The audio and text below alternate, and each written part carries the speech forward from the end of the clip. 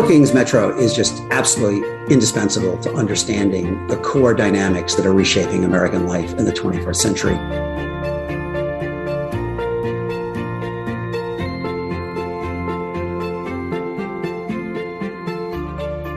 Welcome to the Brookings Cafeteria, the podcast about ideas and the experts who have them. I'm Fred Dews. Last month, Brookings Metro, formerly the Brookings Metropolitan Policy Program, turned 25. Since Brookings Metro's conception in 1996, America's cities and urban communities have changed dramatically. Today on the Brookings Cafeteria podcast, you'll hear from metropolitan experts on how America's local communities have changed, where things stand at this crucial moment in time amid generational federal investment, and what it will take in the future for every community in America to be prosperous, just, and resilient. At the top of the show, you heard the voice of journalist and author Ron Brownstein on Brookings Metro's work in local communities, one of the voices from outside Brookings that you'll hear throughout this special episode of the podcast. You'll also hear from two panels of Brookings Metro experts talking about the policy challenges and solutions they engage on, followed by a closing word from the Deputy Director of Brookings Metro. But first, I'm pleased to be joined by Amy Liu, Vice President and Director of Brookings Metro. Thanks for joining me, Amy. Great to be with you, Fred. Well, as I mentioned, this is the 25th anniversary of Brookings Metro, and I'm pretty excited to say that I was there to watch you move in, and I got to say I love what you've done with the place. Congratulations. Thank you, Fred, and it's been wonderful to be working alongside you through these years. You're living in unique times amid a global pandemic, challenges to our democracy, and historical inequities playing out in so many ways. And meanwhile, Brookings Metro is commemorating 25 years of experience working with leaders on the ground in American cities and generating change there. How have you seen the role of cities change over the last 2.5 decades? Well, Fred, you're right that we are living in some disruptive times, and that does demand that we do some deep introspection and action all at once. And we do believe that cities and local leaders are at the heart of tackling all those challenges you mentioned. But in terms of the role of cities, Fred, I think cities have always been employment and population centers for the country. What's changed in the last few decades, however, is that cities as a whole are now seen as sources of economic dynamism and action. The transition to a knowledge economy has accelerated the rise of cities and metropolitan areas as centers of digital innovation, diverse talent, and abundant opportunity. And meanwhile, as federal Washington has actually become more gridlock, the locus of problem solving has shifted to the local level. And so what we've seen, Fred, is that philanthropy, corporations, media outlets, think Bloomberg and Axios with their own city channels now, and other national institutions, they've all invested in local issues or local solutions. And in turn, what that's done is that it has expanded the capacity of local and regional leaders and entities to get even more things done. So together, what this means is that cities as a whole now are genuine places of optimism and progress, which is something we badly need today. And I'll say, since you were with us from the very beginning, Fred, this was not always the case. When we started Brookings Metro 25 years ago, cities were experiencing enormous disinvestment as suburbs thrived, and city governments were racked by budget constraints and increasing poverty, which created a narrative about city dysfunction. And what you see today is that local communities are instead, again, at the front lines of managing a public health crisis, ensuring workers transition to better jobs, addressing racial equity. There's more capacity and more solutions now, and more reliance on cities than in the past. Now, all that said, I do want to clarify that for all of the progress that cities have made in the last 2 decades, that not all cities are doing well. We have high growth tech centers that are grappling with issues of affordability. We have older industrial cities in the American heartland that still struggle to adapt and grow good jobs. And all places need to do better to be racially and economically inclusive, environmentally sustainable. And that's what we hope to help do in the years ahead. Yeah, it's been a fascinating and important journey to watch unfold, both at Brookings and in the nation at large. And you and your colleagues in Brookings Metro have, for the entire time, been doing really important work, and a lot of important work, research and data on cities, economic issues, issues of justice and equity. But over the last year or so, you and the Brookings Metro team spent a lot of time rethinking how you can generate even greater impact going forward, as exemplified by the shift to Brookings Metro. Why did you spend all that time at this moment? Well, Fred, I'm not alone to say that the events of 2020 required all of us to step back and ask hard questions about what we can each do to ensure that this country emerges from multiple crises as a stronger, healthier, and more equitable union. And that moment just happened to coincide with our coming 25th anniversary. So it was a great excuse for our team to do the hard work and ask, why does Brookings Metro exist now? Who do we serve? And how can we uniquely add value to our core stakeholders in this really critical time so that we can make a meaningful difference together? I also felt it was my responsibility as a leader of a preeminent global organization that we interrogate whether we as an organization are perpetuating inequality and exclusion ourselves through our research, our networks, our operation. And if we are, we have to fix that. So finally, I'll just say that the pandemic and all the high-profile cases of racial injustices exposed for the nation that systemic challenges persist in our nation, whether it's a digital economy that favors too few people and places, a proliferation of low-wage, low-quality work, especially for frontline workers that our colleagues have chronicled, systemic discrimination and racism, or climate risks. All of these interrelated challenges that have come to the fore require us to continue to make sure we don't do business as usual. Instead, we have to change norms, change policies, change metrics for success. And I think that's why our team also asked, what would it take for us now to create change at scale? Well, I'll say for listeners that they can learn all about those changes, but also the continuing research that you and all your colleagues are doing on our website, brookings.edu/metro. So, Amy, another question, this has always fascinated me, and especially in these times, so much attention is put on Washington, the capital city, and its polarization and the dysfunction here. But your team at Brookings Metro are seeing, and have always seen, genuine examples of progress and change in local communities and in states and cities and regions throughout the country.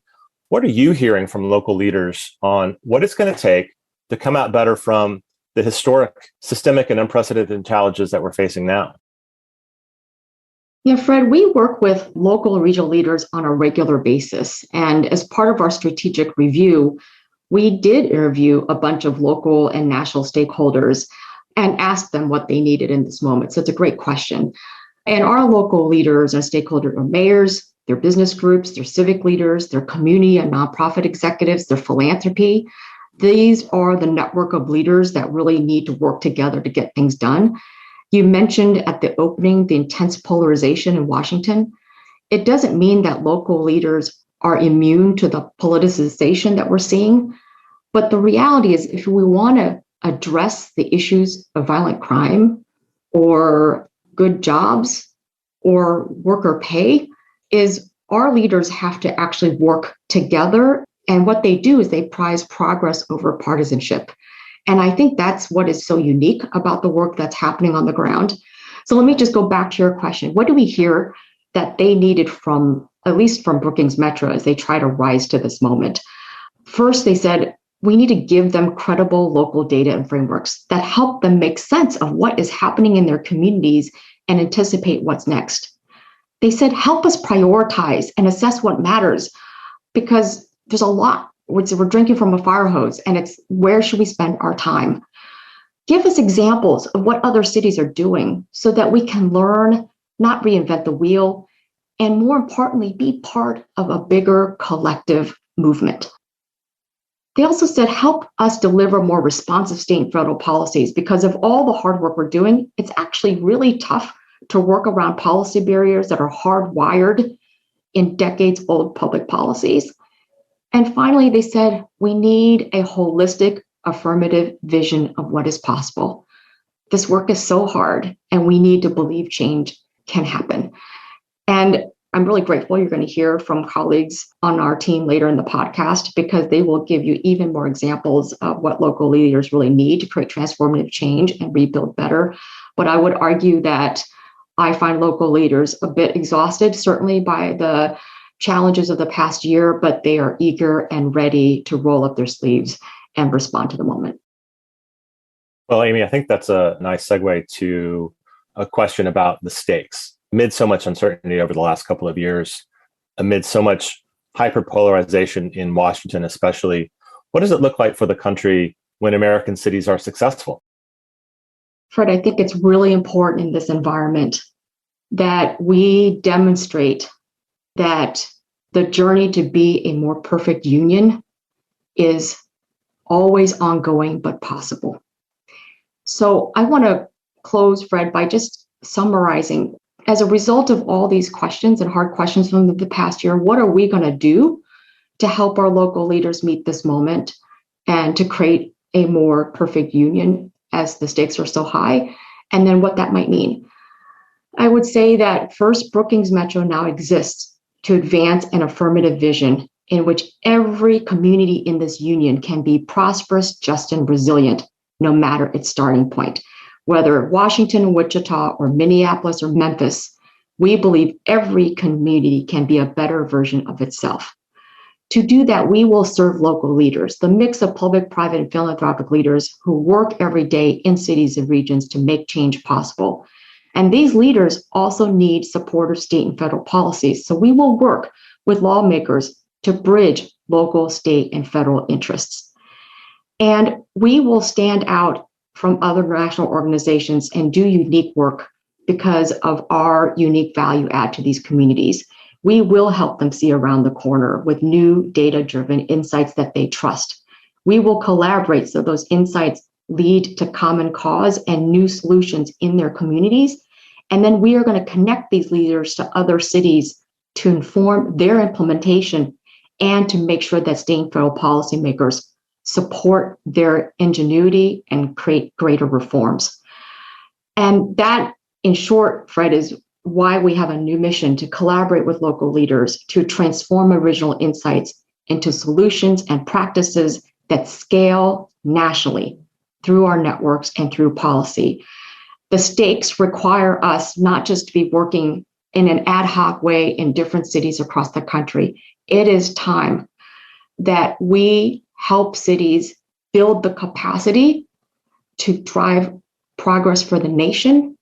We help them deliver solutions at scale, at the systemic challenges we all face, and that we have more allies in common cause because the work is too important for us to be working in a divided way, but in a more collective way. And I think if we can do this together, Fred, with local, state, and federal leaders, we have a really good chance of creating a more prosperous, just, and resilient future. Well, Amy, I want to thank you so much for joining me on the podcast today and shedding light on the challenges and also the great opportunities that lie before us and for American cities. And also congratulations to you on 25 years of important scholarship and leadership in this space. It's been wonderful to watch this program grow and thrive so well. Well, thank you so much, Fred. And I have to say, we wouldn't be able to do this if it wasn't for the support of Brookings, who's really supported our team to continue to innovate and experiment. And this Brookings community has been just a great place to do this work.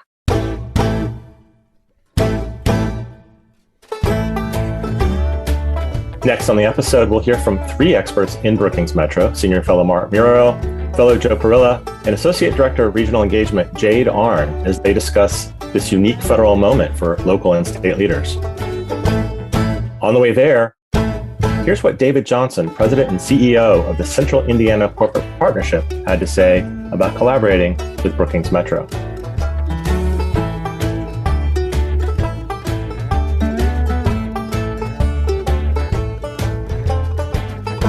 Brookings Metro is going to be immensely valuable to states like ours and probably every other state in the country in terms of helping to figure out how best to recover from COVID and what building back better is really going to look like. I'm Joe Perilla, fellow at Brookings Metro. I'm Jade Arn, Associate Director of Regional Engagements at Brookings Metro. Hey, and I'm Mark Muro, Senior Fellow here. So great to be doing this with you both. Mark, maybe I'll kick it off with a question for you. We're in this really exciting moment where local and state leaders are planning for really what is a round of federal relief and stimulus investments that haven't been seen in our lifetimes. How have we got here? What led us to this point? And then we can dive in on responses, but maybe just scene set for us a bit. Yeah, totally. Joe, it's taken some doing, let's say that. It wasn't always like this for sure. And we've been here at Brookings Metro in the middle of a pretty long slog that's been involved in getting the nation, the government, and cities to where they are now on these topics. When Brookings Metro was founded 25 years ago, and for a decade or more, cities were still viewed as problems, troubled, full of the wrong people, ungovernable. Cities seemed on the wrong side of all the big trends, suburbanization, the so-called death of distance that came from the internet. Didn't look good. So there's a lot of work needed just to see the assets, to talk about the assets, kind of a rehabilitation action. Then there was a decade where a lot of us were determined to advance an asset-based story in which cities and regions were the dominant drivers. Through that phase, cities were increasingly recognized as hubs of innovation, amenities, technology, exchange, diversity, skills, traded sector dynamism, the whole works. That was progress, a lot closer to the moment you're talking about, Joe. But then there's been the need to grapple much more seriously with race and a full array of disparities that were exposed in the pandemic and after the killing of George Floyd. So this recent period we're seeing is the emergence of a vision of inclusive growth. And I think that's what we're really talking about here. It's taken 25 or 30 years, but the nation does now, I think, better see the centrality of cities, see their needs squarely, and actually, importantly, trust their leaders to manage the investment of truly significant resources. So that's I think, what's gotten us here. It's taken a while, the zeitgeist, the trends, and policies come together. But like Joe, Jade, we should talk a little about what the leaders out in the country are saying. I may be totally wrong in the way I'm seeing things, but thinking about the unprecedented flows of relief, recovery, and economic development money coming down the pike here, what are we hearing from local leaders in terms of how they plan to use these funds? Right. And, I think you brought us through 25 years really quickly. But of course, this was punctuated by all these crises. First, the public health crises, the ensuing economic crises, all coinciding with a racial and social reckoning. And so in many ways, there had been this long preparation for local governance to receive these resources, to really address some longstanding problems, but they're simultaneously having to address all these near-term crises while I think also being sophisticated and savvy enough to think, hey, this is an infusion of resources that could allow me to address a lot of the longstanding challenges that I had in my city or in my state. And so I think that is the starting point for receiving these resources. And there's a lot of resources. A lot of leaders are focused on this $350 billion within the American Rescue Plan, which was a $1.9 trillion bill. But the $350 billion really went to local, state, and tribal governments to address the public health and economic crisis, address the fiscal challenges that they kind of were thought to have had. Some did have, some not so intensively. And then Treasury has said, not only can you use these dollars to really deal with those health and economic effects, but you can do so in a way, and you have a time horizon through 2027 to spend the money in a way that leads to some longer term outcomes related to inclusive growth as kind of the starting point. So what we've been hearing, and this is based on dozens of interviews that our colleague Brad Whitehead did and a lot of conversations that we've had, is that the initial tranche of that funding, so half of the money came this past spring to these governments, is really a stabilization agenda. They're putting the floor back under government by refilling government coffers, putting services back online that may have been taken off, ensuring that they've got the staff and technological capabilities to like invest wisely to address these challenges. And then putting a floor under residents and communities. So ensuring that the public health conditions are safe enough for economic activity to resume. There's no recovery without addressing the virus, of course. And then 2, stabilizing households such that they can participate in an economic recovery. So this is things like housing stabilization and anti-homelessness. This is things like moving emergency relief for food, rent, even broadband access.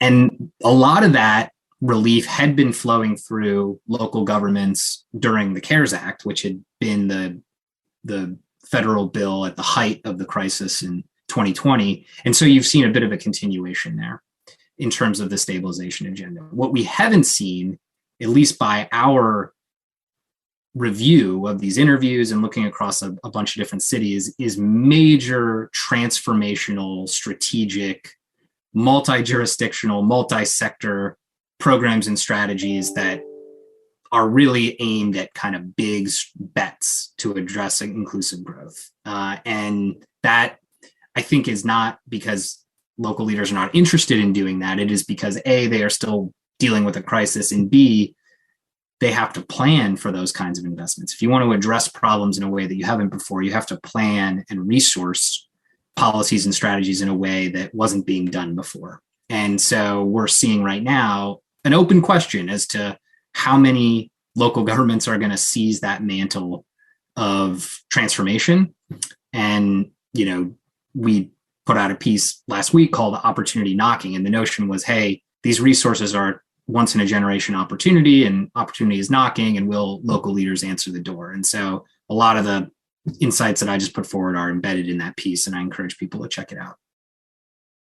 Thanks, Joe. I think your observations are spot on and definitely in line with a lot of the conversations that we continue to have today. I think what's really going to be interesting from my perspective is to see what kinds of programs or sort of longer term strategies different regions are looking to advance through a couple of discrete funding opportunities through the Economic Development Administration. So I know that we're all kind of eagerly anticipating the announcement of awards through the Build Back Better Regional Challenge out of the 529 Phase 1 applications. It'll be really interesting to see what ultimately is submitted to go through that first sort of TA and planning phase.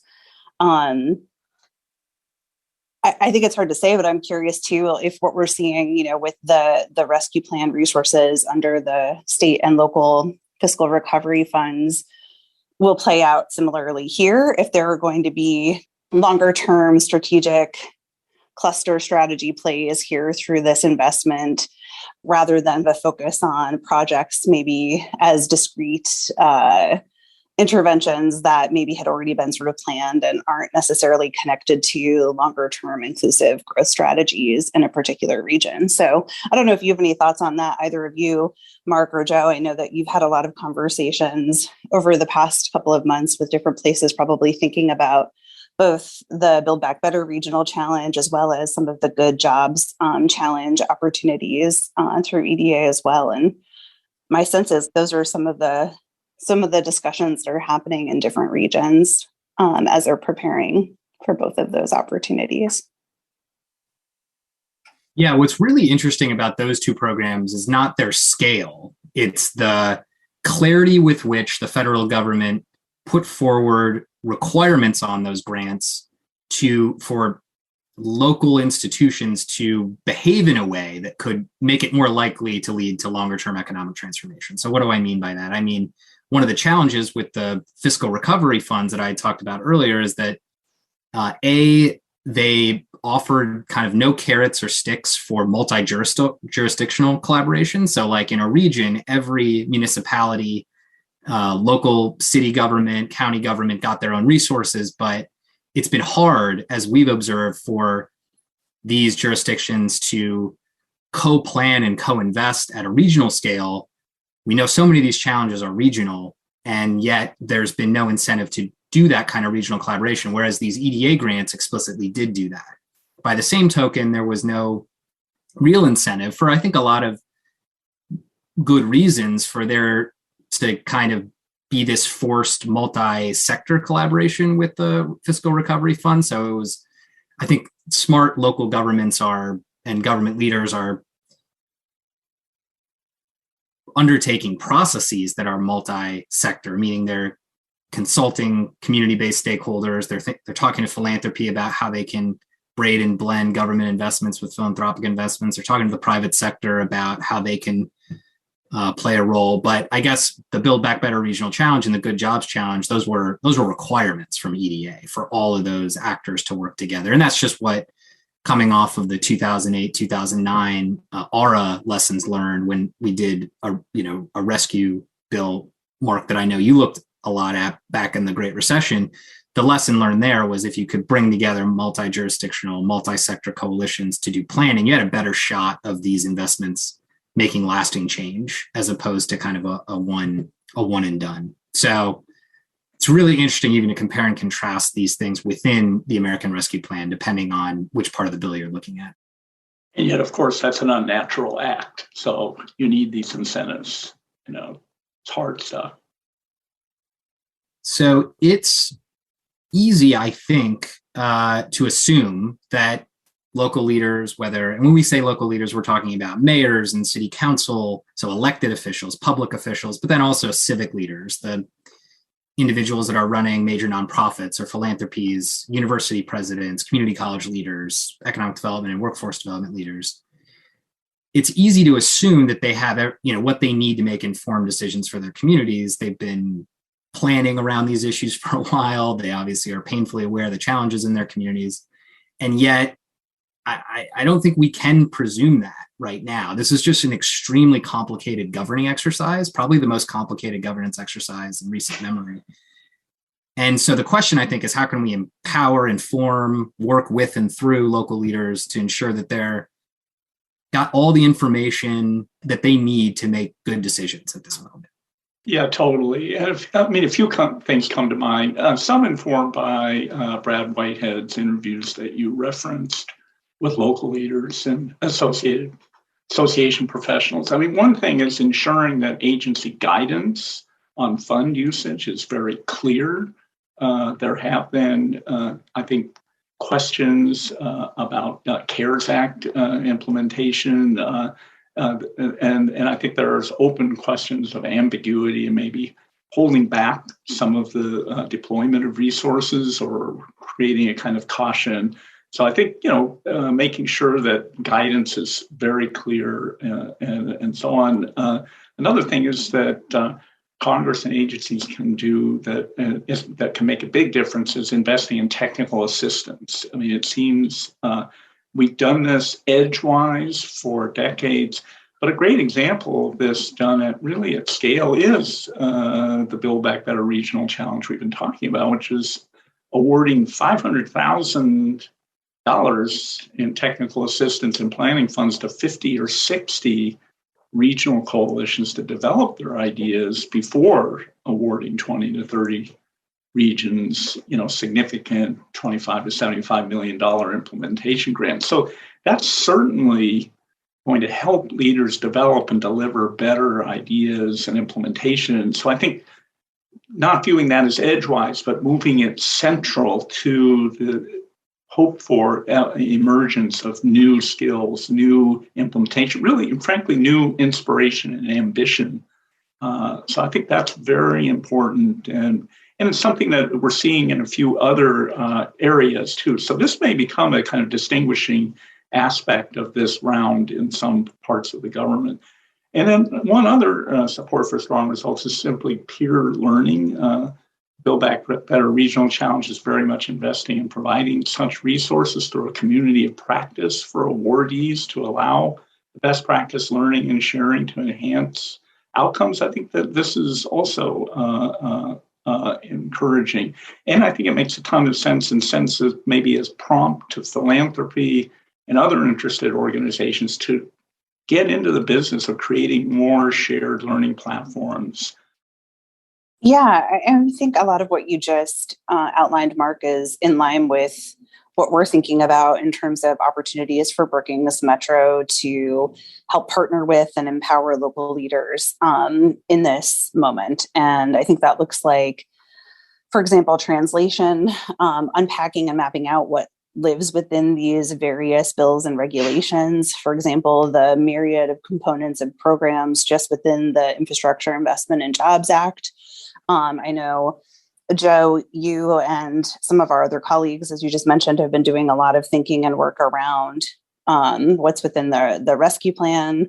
I know our colleagues are thinking a lot about EJA, and then Mark, you've been doing a lot of, I think, thinking about what lives within Build Back Better and other things. So I'd certainly encourage you all to hop in with some comments on the thinking that you're doing and work in that space. But another area that I think we see a need for and have an opportunity to partner and collaborate with local leaders on is around monitoring and learning. So like the writing that we've been doing on all of these various acts, the tracking of spending, convening of local leaders around how to use these funds, thinking through innovative uses, ways, to my next point, organize themselves for impact. So I think, we have an opportunity to work with different groups of local leaders to really harness those federal dollars for longer term inclusive recovery, as we've just been talking about.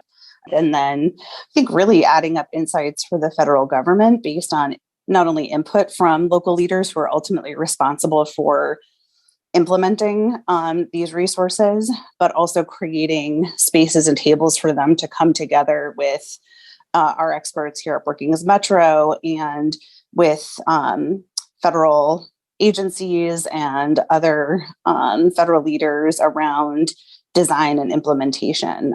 So, for example, bringing together some folks around some of the programs that SBA is looking to launch, to have discussions about the actual practical implications when it comes to implementing those on the ground. So I don't know, Joe, if there's anything, or Mark, that you would add on in terms of examples of those kind of 4 categories of ways in which we're envisioning helping empower local leaders in this really, I think, complicated and ripe for opportunity time.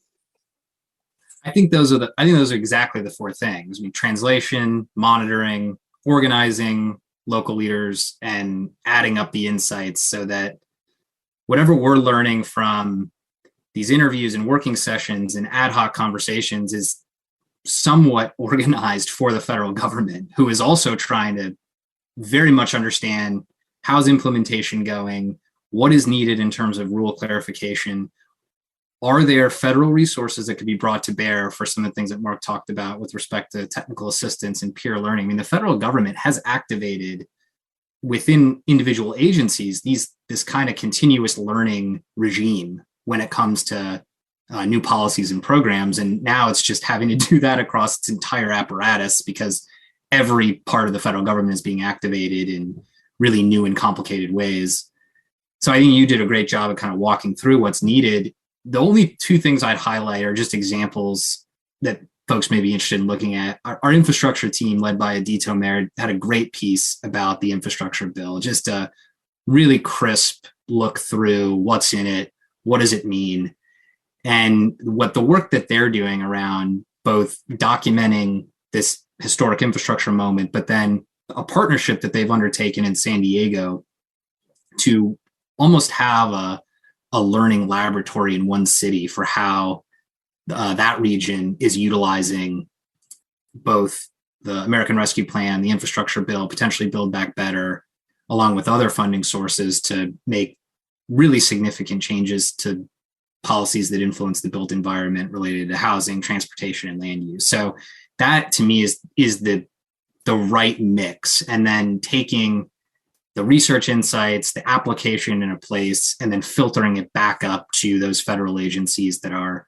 going to be actually rolling out a ton of new programming as part of the infrastructure bill, I just think is a really good impact model that is incorporating a lot of the things that you just said, Jade. And then the other thing I'll add is that this is a moment that is really vulnerable to a wonky term, but in information asymmetries, like everybody kind of presumes everybody knows everything. And yet we get incredibly basic questions about eligible uses for these resources, good policy and practice.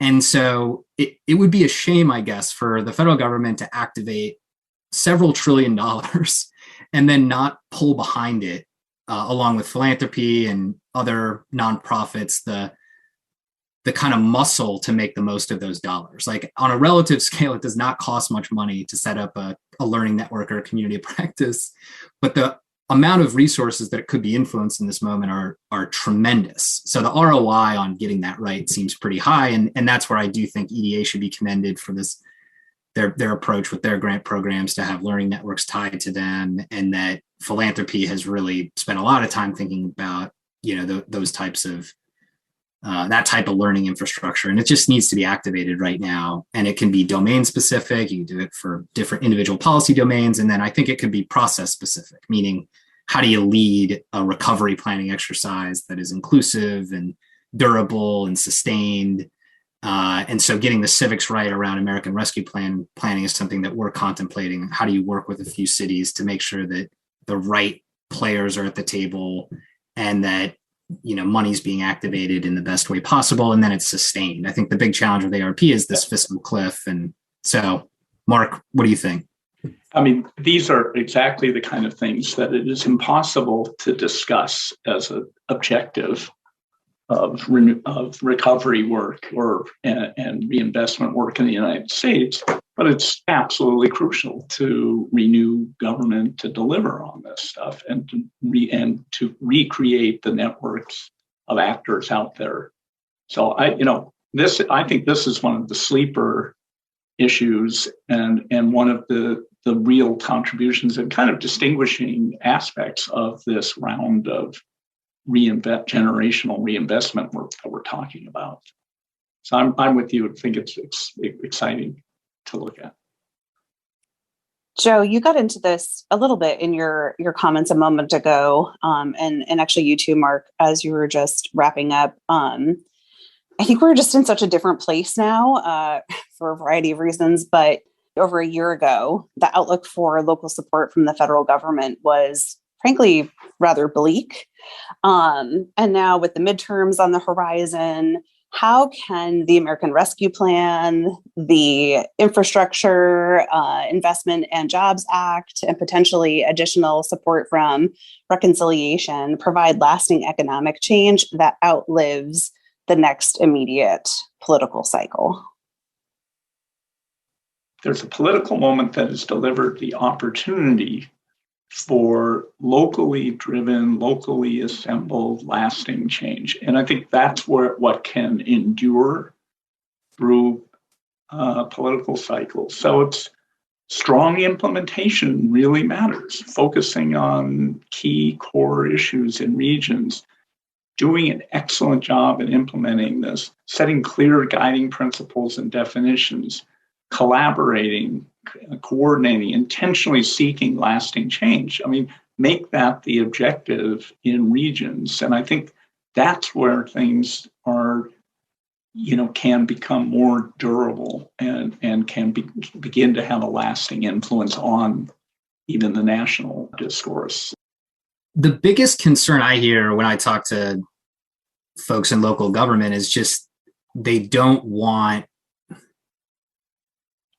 this to be a temporary blip where they create a bunch of new programs that need ongoing support, but then we return at the end of this window of tremendous federal stimulus to the era that we had just been in, which was kind of bare bones in terms of the federal government's investment in local communities on issues that are pertinent to inclusive growth. And so it is a very hard needle to thread to simultaneously say, I want to kind of change the trajectory of my local economy over a period of time, which can't really be done in a couple of years. It's got to be done over an investment cycle, really, 10, 20 years. So the the creative work that needs to be done, particularly for the second tranche of American Rescue Plan funding, setting aside the infrastructure bill, which has its own kind of time horizon and slightly different than the American Rescue Plan, but just focusing on the American Rescue Plan for a minute, there are probably ways to build in sustainability to strategies that are supported by ARP, but it's going to kind of require all the things that you just said, Mark, in terms of bringing in non-governmental players that are typically not operating on political cycles in the same way that local government is. And to the extent that there are active philanthropies, that have played a major role in communities as diverse as Detroit and Pittsburgh and Indianapolis, to say, okay, well, if government's going to start this, do I have an exit ramp where there's going to be sustained co-investment from philanthropy or corporations or just other sources? And then can the federal government maybe learn a bit from what works with ARP to say, okay, if this is really what rebuilding better looks like, how do we sustain flexible capacity building resources for local communities to achieve the types of economic outcomes that we all want to see? So we're not going to have the American Rescue Plan every 5 years, but we could have more than what we had as a baseline prior to the crisis in terms of flexible funding to support the types of economic planning and implementation that we've been talking about here. I would just echo everything that Joe said. I think there's a real intentionality around that, at least in conversations at local and regional levels. It's been great chatting with you all. I wish we were actually in the Brookings Cafeteria soon, maybe, but thanks so much for a good conversation. Next up, we get to hear from three great colleagues, Jenny Schutz, Molly Kinder, and Andre Perry. They're going to discuss really interesting work they're doing to highlight public policies in need of reform, including the nation's disparate housing policies, labor developments amid Great Resignation, it's a new term for the labor market, and the value of assets in Black communities throughout the country, a work that Andre has been leading for a couple of years now. So check that out. Thanks, everybody.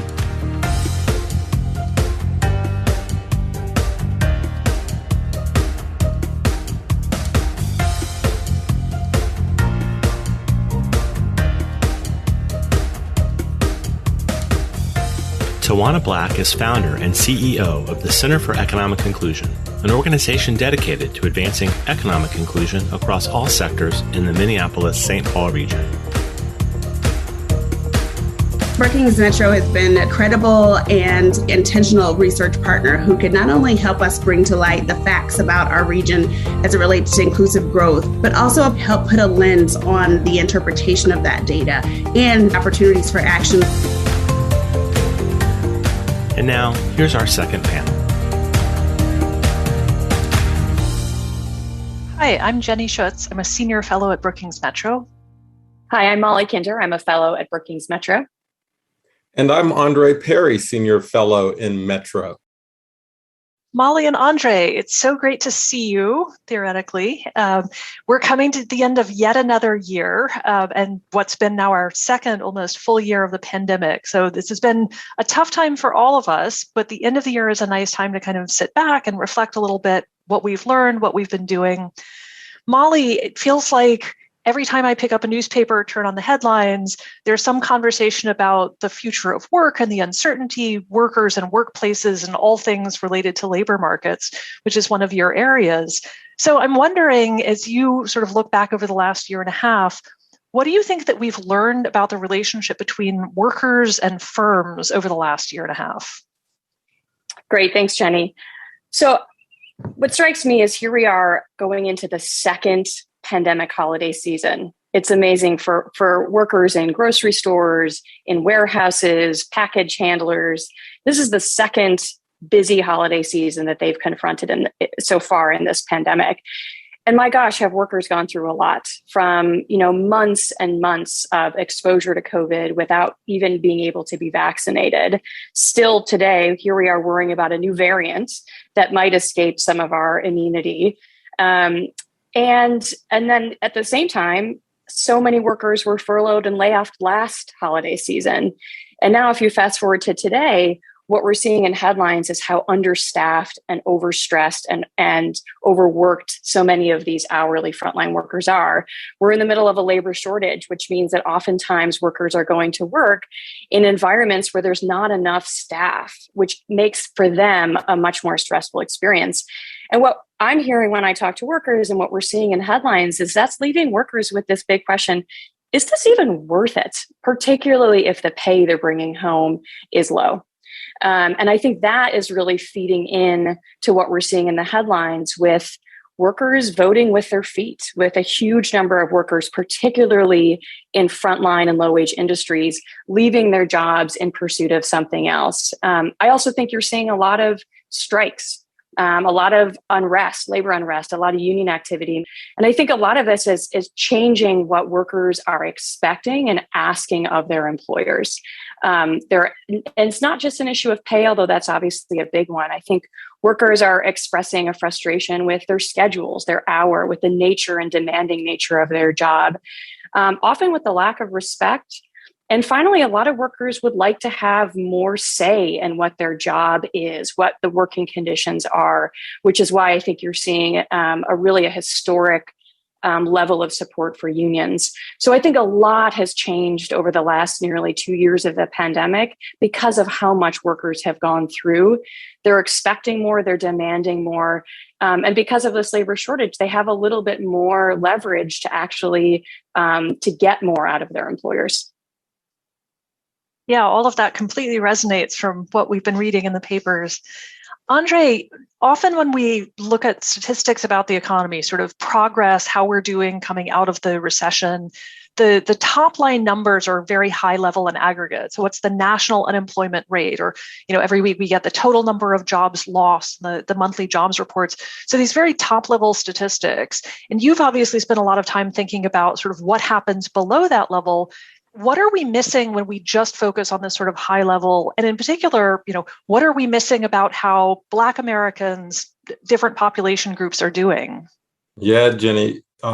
What's interesting, we started tracking full employment during the Trump administration because, as many people know, Trump boasted of low unemployment rates, the lowest for African Americans, the lowest for Hispanics, the lowest on record for America in general. But as you indicated, when you look under the hood and you look at the racial disparities, you look at the regional disparities, our concepts like full employment really don't capture what's going on in cities across the country. And we know that in the meat of the pandemic, unemployment was at a record high. And then we started to see the recovery, which, quite frankly, was a lot better than many people predicted early on. But we started to see very different outcomes for Black workers and white workers, in that Black workers are still posting much higher unemployment rates overall, in some cases double. The most recent jobs report showed that the Black unemployment rate was double that of whites. And so as Jerome Powell, who just got another 4 years, when he raises interest rates, what will that mean for Black Americans overall? That's something to keep a lookout for. And in addition, we also saw a reversal of months and months of increased participation by Black women. We saw a dramatic decline in labor participation, but it coincided as schools started to reopen, and more students started to go in, which suggests that the cost of childcare may have something to do with this. And a lot of people are pointing to that, including our own Christian Brody, as well as Makeda Henry Nicky, indicated that childcare may play a part, but they also know that Black women just don't drop out of the labor force for economic reasons, or they're not sitting on the couch. They're probably in the informal economy and gig work and other jobs that aren't necessarily picked up by the employment numbers. And so there's a tale of caution. And one other point I want to make, the 16 to 19-year-olds are really struggling in Black America, really struggling. And then when you're talking about women, you're talking about young Black men. These are the people we really need to see equity from our labor markets, because those are the people who, are it's essentially the underappreciated assets in our community. So we should not just look at the big unemployment numbers, the aggregate numbers, because the stories underneath the hood of that aggregate number tell a different story. But I'm going to throw it back to you, Jenny. Housing has been on the lips of every commentator and newscaster, it seems, that we've heard a lot about moratorium, about barriers to home ownership. Tell us what's going on with housing in general during this pandemic, and are there any housing policy models or successes worth tracking? Sure. So I think similar to what Molly was pointing out, the pandemic has really cast a spotlight on a bunch of trends that already pre-existed, but have really come into sharp relief and gotten more attention. And there are three trends in particular that I think we've paid attention to. First is just how many Americans were getting by month to month, barely able to pay the rent or the mortgage, one missed paycheck away from going through an eviction or a foreclosure, no financial cushion, even before the pandemic hit, right? So I think middle-class Americans were not aware just how financially fragile a lot of households were, and particularly renter households who tend to be younger, lower income, have less wealth. The second thing that we've seen is how different the federal government's approach is in the rental market and the homeownership market. So the US decades ago decided it was going to put all of its eggs in the homeownership basket. Federal government has a really big footprint in the mortgage market, so it has policy tools to help homeowners when they get into trouble. The federal government was essentially able to say all homeowners can have a year to pay their mortgage payments, a year of forbearance. There's no similar mechanism in the rental market, right? Rental markets are regulated at the state level. Renter protections are carried out by local governments through the county court system. And we've seen that there just isn't an infrastructure to support renters. There isn't financial support. There aren't consistent legal protections. And that's been just a giant blind spot for a lot of policymakers for a long time. The third trend that we've seen as we've gotten into the recovery, people are starting to go back to work. They're looking to expand the amount of housing they have, to maybe have a home with a home office. So we have to see just this enormous increase in demand, both renter households and homeowners, first-time homebuyers, people wanting more space and not having enough houses. So, for the last 30 years, we've been underbuilding housing, especially in the places with strongest demand, places with strong job markets, with good schools, with access to economic opportunity.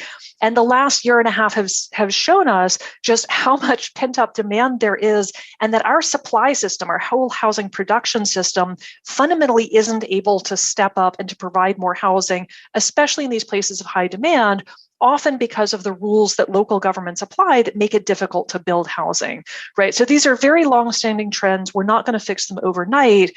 Maybe a teeny tiny silver lining of all of this attention is that we're having more conversations about what we need to do differently. So the enormous and unprecedented amount of federal financial support for renters, we've never seen anything like that. It tided people over, but we're also seeing proposals in the Build Back Better Act, for instance, for long-term increases in rental support that would be incredibly important and useful. We're having more conversations at the federal, state, and local level about how do we deal with this supply problem? How do we actually get more homes online? And everybody from the Council of Economic Advisors to states like California and Washington that are passing statewide zoning reforms, and local governments, communities are having these conversations. How do we build more housing in the right places? How do we get around these deeply entrenched patterns of racial and economic segregation that are reinforced by some of these zoning rules? And this is at least coming to the forefront of a conversation about something that's urgent and some promising reforms that we might be able to push on now that there's more public attention to the problem. Now, that sounds like you've written extensively on that. It sounds like it's like some book material. Very quickly, you got something coming out here soon? Yes, and I used my pandemic time off, quote unquote, to write a book called Fixer Upper, How to Repair America's Broken Housing Systems, which will be coming out from Brookings Press in February 2020. So mark your calendars. We'll have to do a joint book tour, Andre. You and I can pair up and pitch our books together. Let's get it. Well, I know I already have Andre's book squarely on my bookshelf prominently at home. And Jenny, I can't wait to have yours. You've managed to name it after one of my favorite TV shows. And I have no doubt the book will be as entertaining, but also as illuminating as your Twitter feed, which is a must follow. So Tawana's quote a few minutes ago was really instructive to hear.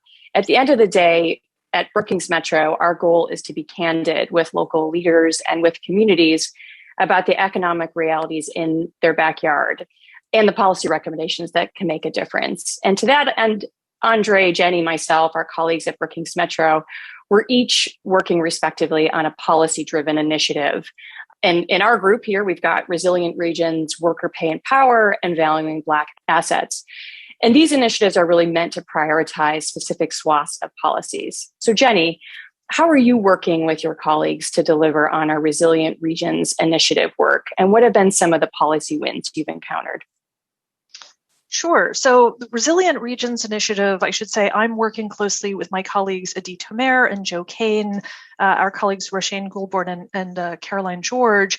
The idea behind Resilient Regions is really that the U.S. needs to make some big structural changes to the way cities and urban areas develop over space, particularly around the built environment. And we're focused on how a better way of approaching urban development can improve our climate resilience, economic opportunity, and reduce some of the inequities that we see in our society. So one way to think about this, for instance, is that more than 2/3 of new housing that we add each year is built in suburban and exurban communities, so on the kind of the fringe of urban areas. That means that most of the homes we're building are really far away from jobs. So people have to drive long distances to get back and forth to work. We're also building these primarily in low density car dependent suburbs, which means that even to do something like go to the grocery store and get a gallon of milk, people have to get in their car and drive. This is obviously bad for the planet, but it's also not great for individual households, right? Owning and maintaining a car is really expensive, especially for low-wage workers who often get pushed to kind of the urban fringe in search of cheaper housing. And we also see these patterns really reinforcing long-standing patterns of racial and economic segregation, where rich people outbid poorer households for the most desirable locations.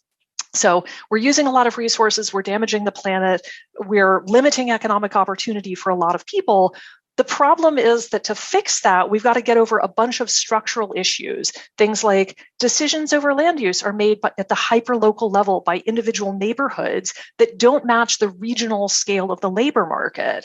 And we don't price things appropriately, especially things like pollution, use of natural resources. So we don't have an incentive to sort of come up with a better way to build cities, given these sort of big structures about how we make decisions. So Adi and Joe and I are really excited about a couple of new projects. We have just this fall launched a 5-year partnership in the San Diego region. We'll be working with the San Diego Regional Policy Innovation Center, which is a newly stood up, essentially think tank in the San Diego area, the San Diego Foundation, elected officials and staff from the county and a bunch of cities. This is really an all hands on deck effort to think more holistically about housing, land use, worker training, transportation infrastructure, water, climate resilience. All of these are part of the same problems, and some of the policy solutions can get at better outcomes across these dimensions. So this is a fantastic example of what Metro is hoping to do, that we're going to work with community leaders on the ground in a particular place, develop solutions that are effective, that are politically feasible, test them out and see how they work, and then take these lessons and share them with other regions and parts of the country. So we're hoping very much to learn from San Diego, try some things, and then be able to share those lessons so that other communities find a better way to build cities. Molly, you're active in the new Worker Pay and Power initiative. Tell us a little bit about what the thinking is behind this and what you're hoping to do. Great, thanks, Jenny. So, one of the reasons why I was so excited to join Brookings Metro over 2 years ago was because there was already such great work happening with our colleagues around low-wage workers. So Martha Ross and Nicole Bateman put out just an incredible report little over 2 years ago, documenting just the preponderance of low wage jobs in this country, that nearly half of workers earn low wages, wages that are really difficult to support just even the basic needs of a family, let alone save and invest and build for a future. So this is something that Brookings Metro has a really strong head start. We have a strong core of us who are really thinking a lot about how do we improve the quality of jobs. And the Worker Pay and Power initiative is really building on what we've seen over the pandemic. And to Jenny's point earlier, that the pandemic has really shown a harsher spotlight on existing problems. Low pay for workers is one of, I think, the biggest headlines of the pandemic. And if you think back to the beginning, at first, what happened was there was just society waking up, being much more aware that the workers who were staffing our grocery stores and our nursing homes and our hospitals, who were risking their lives when so many of us, including the three of us who are talking right now, were safely working from home. So much of that burden of the risk of keeping the country moving in the pandemic fell on workers who didn't even earn enough to provide for the very family members their jobs were putting at risk. And I think there was a collective eye-opening, a collective sense of this is not okay in a country as wealthy as ours, that there is so much low wage work and so much sacrifice. And I think a lot of what we saw with the work that I did with colleagues last year was really shining a spotlight on that sacrifice of frontline essential workers. And there were some wins. So from a temporary perspective, we did see some large companies, some retail companies and others temporarily raising wages for workers in the form of hazard pay. And that's an issue that we did a lot of work on. We put together some data that really chronicled that some of the biggest names in retail and grocery, where there was so much public goodwill for the workers who were doing that work in the pandemic, those companies were earning just unprecedented profits and really not turning that around and paying workers a living wage. So we raised attention to that, and we saw a lot of policy response in terms of cities and counties passing mandates to raise wages for workers, as well as companies responding. And now a lot of our work for the Worker Pay and Power Initiative is focusing on permanent wages. How are we going to get to a place where workers in this economy who are producing value for society and value for the economy can actually provide the basics for their households? We're doing some really deep analysis to look at where is pay for frontline workers today, starting with some of the biggest name employers across industries. We've done a really deep dive that's going to come out in the new year, looking at exactly how much workers' pay has gone up and comparing that to companies' performance, how shareholders have done, and really asking some deep questions about how equitable our economy is and the extent to which our major employers in this country are living up to the pledges they've made to pay workers fairly. We have a piece coming out that's going to show that despite all the headlines you've heard with worker wages going up, actually for a lot of frontline workers at some of the most famous companies that you can think of, when you take into account inflation, wages are barely up. For some, they're not up at all. And we have some quotes in there from Lisa Harris, who's a Kroger cashier, saying just the enormous sacrifice and stress of her job. She barely makes more when you take into account inflation than she did 2 years ago. And it's causing her to really question, is this even worth it? So we're raising some really big questions about how can companies, how can society deliver better for workers? And I think this last part of it around worker power is so salient, especially today with not just public sympathy toward workers, but actually more power in the hands of workers to demand more labor unrest, more interest in unions. So our work is really understanding, number one, what can be done to ensure that workers have that power, have that voice to be able to shape the conditions and the pay and the benefits that matter to them. And really, actually, why is this even in the interest of businesses to allow workers to unionize? I'm working with a new non-resident senior fellow, Katie Bach, on a piece laying out why this actually might be in companies' financial interest as well. So our work is really about this core question of how do we improve the quality of jobs, the pay, and the power for so many millions of hourly workers in this country who, as we've seen over the last 2 years, have sacrificed so much. Now, Andre, last but not least, we'd love to hear from you a little more about the Valuing Black Assets Initiative and your successful work bringing these issues to the forefront. And it has indeed been successful. I feel like every time I turn around, there's more, your work is being cited, and from everything from popular culture to the media to policymakers. So tell us exactly what this is and the success you've seen. Well, first of all, I'm excited about the initiatives I've heard so far, and I hope listeners can see how the crossover that's involved, that you must work with the built environment, you must work with people. You can't ignore the policies, that overarching context in which we live in. And so there's a lot of connections between our work. You know, for me, I always tell people that nothing grows without investment. Nothing grows without investment. And when we look at the state of Black communities, a lot of people always look to individual behaviors as the causes for those conditions. One of my favorite quotes in all the world is by Vietnamese philosopher Thich Nhat Hanh, excuse me if I'm mispronouncing that. But he states, if you see a head of lettuce and it's not growing, you don't blame the lettuce. You look to see if it's getting water. You see if the soil is enriched. You see if it's getting sunlight. You never blame the lettuce. What we do in Black America is we blame the lettuce all day long. And so for me, I want to get back to what's the rainwater we need in Black communities? What does the soil need to feel and look like? What's the rainwater and the sunlight that we need? So essentially, the Valuing Black Assets Initiative is a series of partnerships and reports that really highlight the strengths in Black communities, the assets that are worthy of investment but are devalued. You know, the study that really captured a lot of this is what we did on home values, where we looked at homes in Black neighborhoods where the share of the Black population is 50% or higher, and compared them to homes in which the share of the Black population is less than percent. And we controlled for education, crime, all those individual behavioral characteristics people say is the reason for what, without controlling for those things, amounts to about a 50% difference. But when you control for those issues or those factors, you still come up with a 23% gap, about 48,000 per home. Cumulatively, there's about 156 billion in lost equity that we need to restore. And so, and that situation in housing is in many ways a metaphor for Black life. We have assets that are much stronger than they are priced.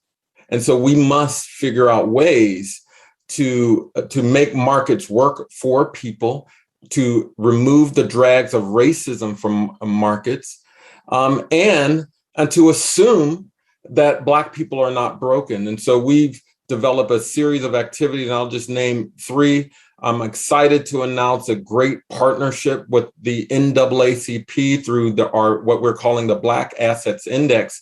We're going to quantify the strengths in Black communities along critical assets. And so instead of looking at deficits and comparing these assets to white assets, we're going to look at the strengths within various cities in Black communities. Another critical partnership that we're doing is with our own Bass Center with Tracy Lowe and Jennifer Vey. We're going to do what I talk about in my book, Know Your Price, Valuing Black Lives and Property in America, Black Cities. We're available wherever fine books are sold. One of the chapters was titled Buy Back the Block, in which we're going to work with local communities to figure out ways to scale businesses in ways that will also increase ownership of property in key commercial corridors. And finally, I'll just name one thing that has started recently. This goes back to the housing devaluation work. We partnered with Ashoka, the social entrepreneurship organization.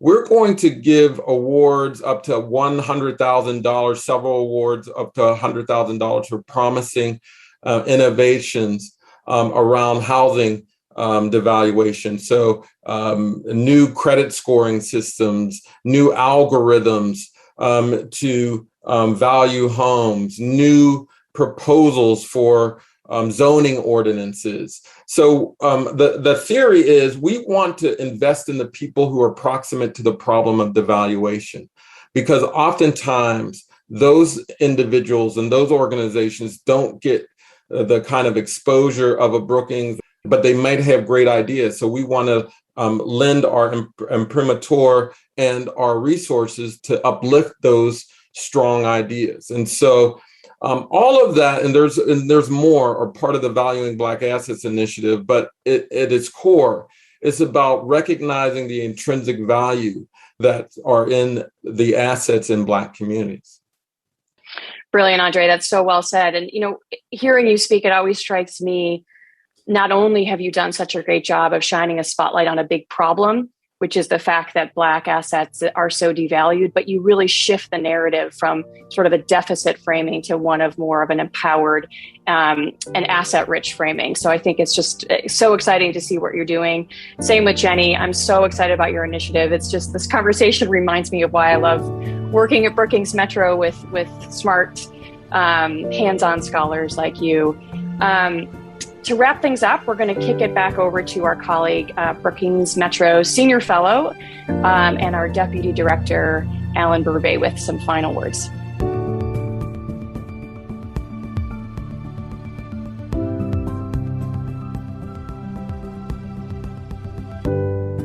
Hi, I'm Alan Burbey, Senior Fellow and Deputy Director at Brookings Metro. That name, Brookings Metro, is an update from our former name, the Brookings Metropolitan Policy Program. And it represents a commitment, really a recommitment, to the power and potential of our metropolitan areas to invent America's future. As Amy Liu and I wrote in a recent blog post, the 56 U.S. metro areas with populations of at least 1 million, from Fresno, California to Greater New York, account for 57% of the nation's population, 60% of its jobs, and fully 2/3 of total gross domestic product. More than that, these metro areas are a window into the America that we will become. Their populations are already majority people of color, a milestone the United States will reach a little more than 20 years from now. And they possess most of the jobs of the future in digital, scientific, and professional services that will increasingly define our nation's economy. Supporting the success of these places, then, means supporting the success of our country as a whole. And we're prepared to do that at Brookings Metro, as we launch 5 new initiatives designed to help local leaders tackle their most pressing challenges to unlock inclusive growth and equitable opportunity. Our Inclusive Innovation and Talent Development Initiative aims to ensure the rapidly expanding digital economy delivers benefits and greater opportunity for women, people of color, and heartland regions. Our Resilient Regions initiative is developing new approaches to regional land use, transportation, housing, and infrastructure that promote climate resilience and an equitable economy. Our Transformative Placemaking initiative at Brookings Metro's Bass Center is helping local leaders integrate investments and strategies to yield vibrant, opportunity-rich neighborhoods and commercial corridors. Our Valuing Black Assets initiative is measuring and spurring investment in the assets critical to wealth creation and economic growth in Black communities. And our Worker Pay and Power initiative is advancing changes in public policy and corporate practice to result in higher pay, greater voice, and enhanced job quality for frontline and low-wage workers. Across all of these focus areas, Brookings Metro is working right now to build stronger bridges between local leaders and federal decision makers. Unprecedented levels of federal investment in physical and social infrastructure, and community and household economic health through the American Rescue Plan and the Infrastructure Investment and Jobs Act have the potential to generate transformational local change if local leaders use the dollars smartly and federal and state officials provide them with the tools and incentives to meet their challenges at a metropolitan scale.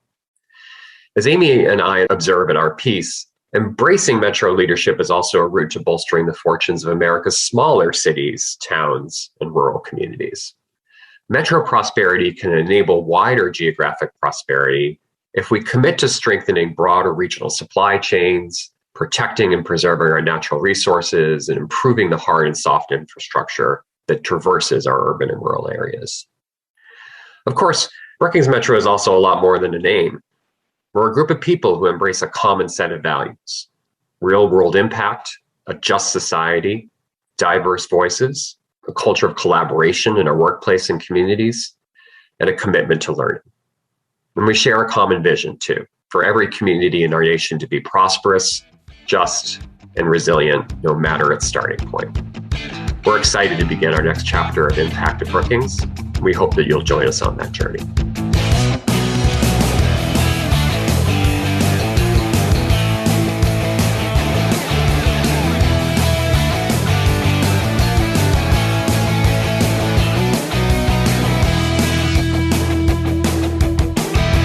A team of amazing colleagues makes the Brookings Cafeteria possible each week. Gaston Reboredo is the audio engineer, and our audio intern this semester was Nicolette Kelly. Bill Finan, director of the Brookings Institution Press, does the book interviews. An additional collaboration comes from my communications colleagues Marie Wilkin, Adriana Pita, and Chris McKenna. Thanks also to Ian McAllister, Soren Messner-Zeidel, and Andrea Rosado for their guidance and support. David Lanham, Director of Communications for Brookings Metro, co-produced this episode with me. And also, my thanks to Julia Krager, Senior Director of External Relations at Brookings Metro, for her collaboration. The Brookings Cafeteria is brought to you by the Brookings Podcast Network, which also produces Dollar and Cents, The Current, 17 Rooms, and our events podcasts. Follow us on Twitter @PolicyPodcasts. Send your questions and feedback to podcasts@brookings.edu. You can listen to the Brookings Cafeteria in all the usual places and visit us online at brookings.edu/podcasts. Until next time, I'm Fred Dews.